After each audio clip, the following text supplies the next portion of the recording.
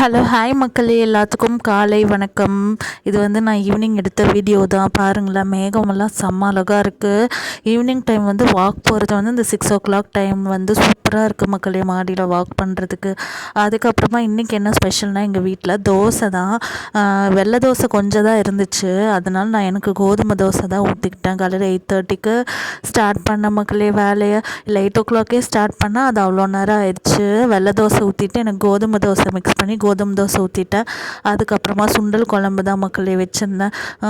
சரி, சுண்டல் குழம்பு சாப்பிட்டே ரொம்ப நாள் ஆச்சுன்னு சொல்லிட்டு புளி தேங்காய் இதெல்லாம் ஊற்றி கொஞ்சம் தண்ணி மாதிரி வச்சுருந்தா தான் நல்லாயிருக்கும்னு சொல்லிட்டு அப்புறம் கோதுமை தோசை தான்.